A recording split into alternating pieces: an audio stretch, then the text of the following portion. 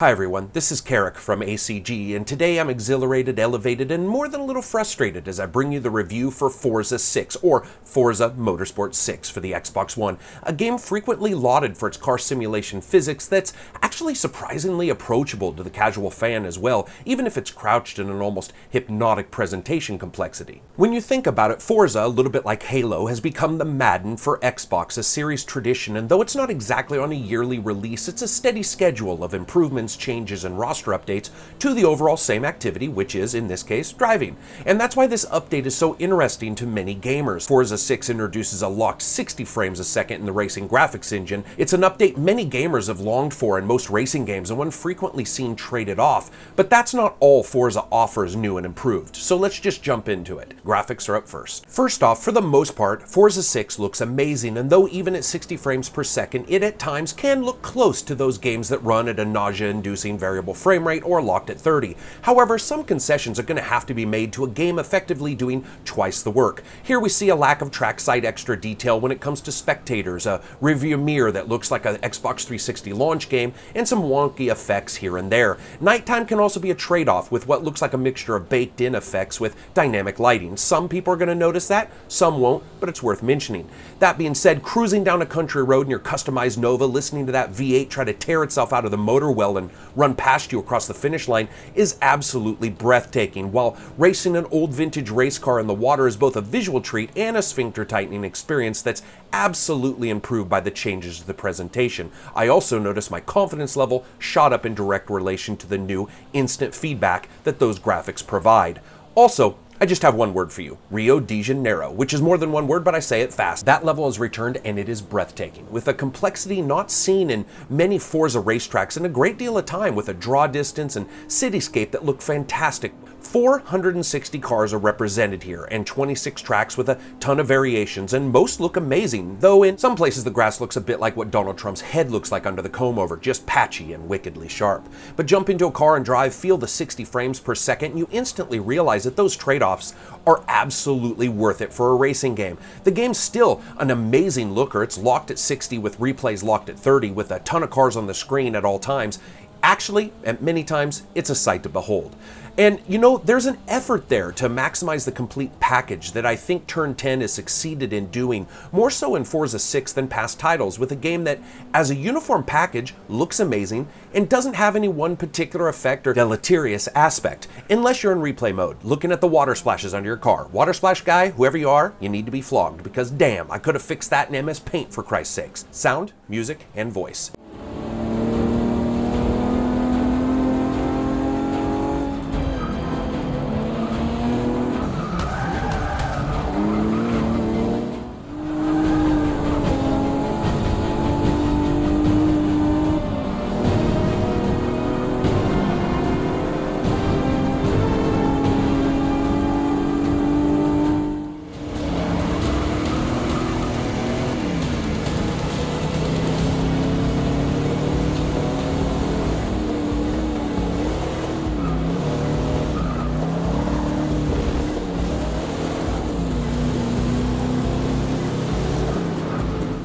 Pass the older cars and win the race before you run out of road.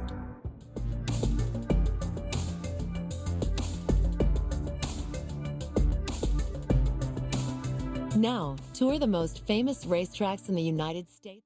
Sound, of course, is up first. You know, Forza used to be the king of the pack, but along came other racers like P-Cars and Drive Club, and in various ways, not all of course, they've upped the game. I've always dinged Forza for its occasionally hollow in-car engine sounds for some vehicles, and those remain. Additionally, when racing turns to rubbing, the smashing of cars together sounds oddly truncated and stilted, lacking in both low-end punch and variation on soundscape. That being said, for the most part the sound is excellent, and outside the cockpit views are rewarded with the throaty groans of vehicles sucking down gasoline as they pull you up hills with the G-force Apollo astronauts probably couldn't take. Additionally, when a car hits a puddle, it sounds terrible. This was a preview complaint from many people who played the game. You can see it and read it. It was a while back, and I'm sincerely surprised it stayed in the game. It's the equivalent to me yelling splash into a microphone.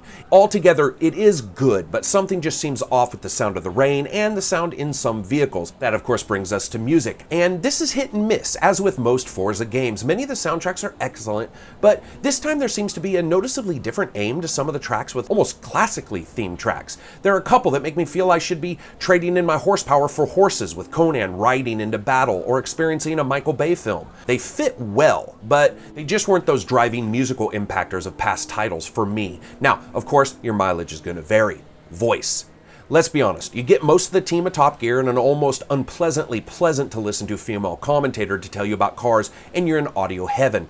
Everything from the career highlights to the different cars has the same informative voiceovers you expect, and as always, Forza leads the way in just simple presentation for presentation's sake. Their front end and interaction with the game is a treat, and most of that is absolutely stellar vocals throughout. A little humor, a little sultry car talk, and lots of love. Gameplay. Forza 6 not only adds 60 frames a second, it gets us to 460 cars, 26 tracks with hundreds of variations, adds nighttime and weather effects, and does it all while adding stories of motorsport, which, as I said before, is presented in such a way that the polish on the game is impossible to ignore and offers something for the discerning gamer who understands how to pronounce Nürburgring, and of course knows every turn, to the person who just sees a boatload of cars and wants to take a 4x4 through some city streets without being shot by the cops and then questioned. Tuning, painting, and all the design aspects you always want to and expect from Forza are still here, with some additions here and there. So while the physics has always updated at a higher count than the frame rate in past Forza games, I still have some issues with how Forza handles braking, and those continue here. There's a distinct lack of feedback both visually and physically, and I find braking to be the most difficult skill to get down in Forza 6, and this is from someone who likes to outbrake, while acceleration, long grip, and body roll seem to be modified to the tune of slightly better handling overall. Of course, assists are there for people to adjust to their heart's content and offers a way for those who want to jump in, a place to start. Now, speaking of starting off is the career mode, a highlight of highlights. It's probably over 60 hours of gameplay broken into series, but also introducing showcase events, which absolutely throw a diversity into Forza that's simply not seen in prior titles or in other competitive racers.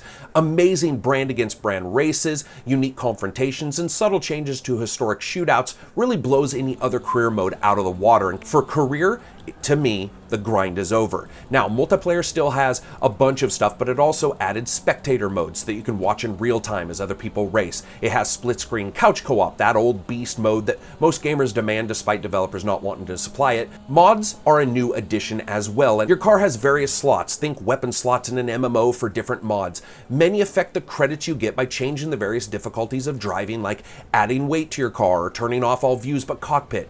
Depending on their rarity, they do more or less, or are one use or can be used forever. This really adjusts the single player modes and can't be used in multiplayer, so offering a bevy of choices in how you progress through the single player game is just a real great add. In fact, throughout much of Forza 6, driving strategy became more apparent than ever without the increasing grind you might expect to find. For example, let's talk about the weather and time of day changes. Some tracks now have nighttime races, which depending on the track can be like driving while looking through a toilet paper tube in a claustrophobic battle against nearsightedness and near death as you push speed to the limit. While other nighttime races can be a star-driven event like NASCAR-styled races with big lights and massive arenas, and both types required a completely different strategy. Then we jump to the rain.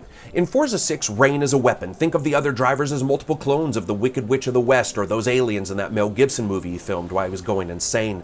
Though it's not dynamic, the rain is in the same place all the time. The changes, which include hydroplaning across 3D puddles, is an effect that quite literally hasn't been replicated elsewhere. Even in games where slick surfaces are impacted and modeled differently, Forza takes this to a whole new level with the grip, change, reflection, shear, and downforce, and many more, all reacting to water in its various depths and the material that it rests on, resulting in absolute goddamn chaos the first time you power through one. It's just amazing.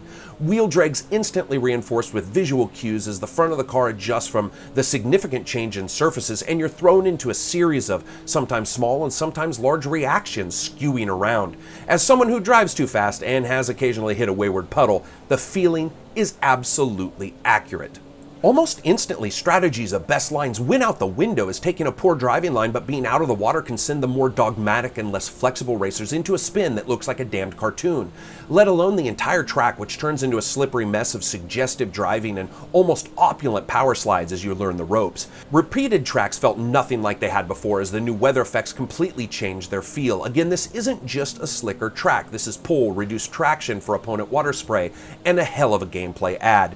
But it's the Drivatars and their handling of normal and rainy weather that both excel and strangely frustrate during Forza 6. In some of my replays, you should notice that some of the subscribers from the channel's Drivatars are in there, and though inhabiting a special place in the stupidest name for a feature in a game award, the fact remains that Drivatars can supply you with unbelievable fun. For example, Eric and Grimm, both subscribers, became such amazing enemies of mine, such nemesis of namesakes, that their appearance in my rear mirror was like Cole Trickle seeing Russ Wheeler in Days of Thunder.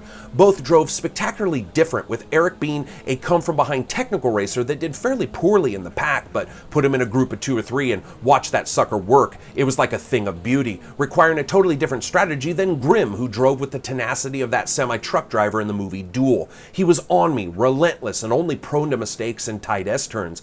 It was absolutely exhilarating to experience this, and though it's a continuation from past games, there is something subtly different about this now, and I am not ashamed to say I really do think it's because it all happens at 60 frames a second, and I can pay attention to things differently than I did before. Now, throw that out the window when the rain hits. The Drivatars, and this would change probably as more people play, absolutely can't handle the rain. I'm not sure if Turn 10 updated them to understand the new additions, probably not. But racing Drivatars in the rain was like going to the wrong weight class in wrestling and just wrecking the crap out of everyone. They couldn't go in a straight line regardless of the vehicle, a slippery, sliding mess of hilarious hijinks that I began to call driver side, as they committed vehicular suicide almost consistently whenever any of them hit a puddle. It was hilarious and, of course, avoidable by switching to normal drivers. All that being said, they continue to impress with offering a very real feel to driving that I enjoyed, and offered me vehicular villains that I strive to defeat at every turn.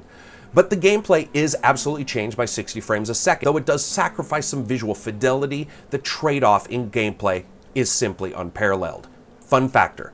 You know, this is without a shadow of a doubt the most fun I've ever had in a racing game. It's not the best looking, though it's fantastic. Its rain and weather effects aren't dynamic, but subtly change the gameplay.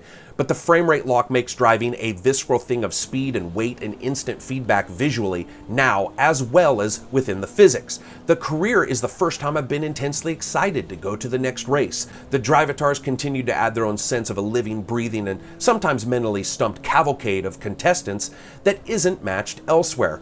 Absolutely the most fun I've had, and eclipses Forza Horizon 2 in the fun factor by a great deal, and eclipses the past titles in both their offerings and gameplay. It doesn't make too many sacrifices for the massive jump we see in frame rate. So I rate games on a buy, wait for sale, rent, or never touch it again rating scale. For racers, this is an instant buy. It offers such a massive collection of things to do, adds to multiplayer, adds to career mode, and if you're new to racing, the interesting career mode, massive selection of cars, and assists can help you around pretty much any of the tracks. So anyway, that's it for me. I hope you guys liked the review. If you did, hit thumbs up. If you didn't, hit thumbs down. And as always, peace out.